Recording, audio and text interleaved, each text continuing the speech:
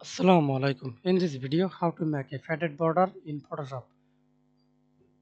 Two way. Step 1. Select the rectangular marker tool, feather, example 20px, press enter and select example. I select to this,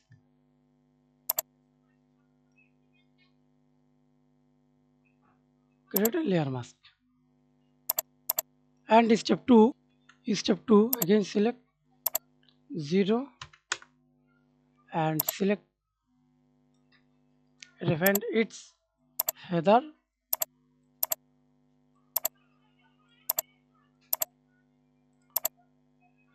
layer mask. Thanks for watching video. Please subscribe to my channel, like, comment, share.